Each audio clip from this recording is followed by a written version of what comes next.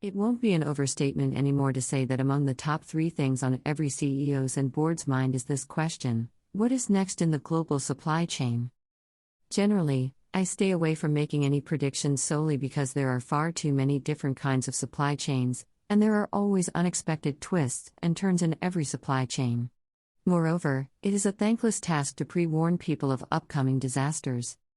But, this year, the writing on the wall is so clear and so important that I made this prediction the inaugural topic of my newsletter on LinkedIn.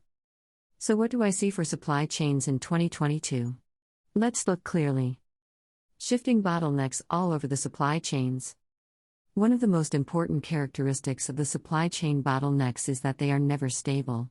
By definition, as you ease the bottleneck in one area, such as shipping, new bottlenecks will show up in associated areas. The knock-on effect will also cause shifting inventory surpluses and shortages. Add to that the ongoing saga of COVID-19 and the complications make the overall supply chain picture extremely chaotic and unmanageable. If 2019 was the time of extreme VUCA, volatility, uncertainty, complexity and ambiguity, then 2020-23 will be the time of debilitating bottlenecks, shortages and excesses. It seems like everything is affected, both in terms of costs and prices. I talked about this briefly in a short piece at the start of 2020 when I built my 9 scenarios model, coupling 3 scenarios each of demand and supply. Seems like those scenarios have indeed come true.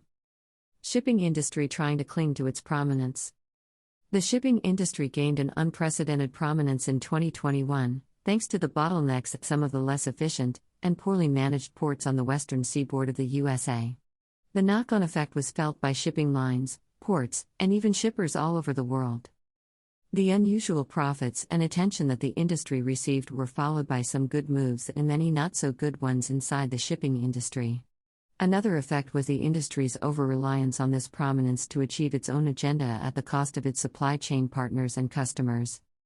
The industry will try and cling to this prominence even when the bottlenecks move elsewhere within the supply chain, and try and ram down its own agenda during its dealing with the shippers and the consignees. It remains to be seen whether they will succeed or not. That depends on a number of factors, including how rapidly does the situation evolve, and how familiar are the shippers and consignees with the shipping industry's structure, performance and conduct. Each company will fare on its own merits in these intense upcoming negotiations.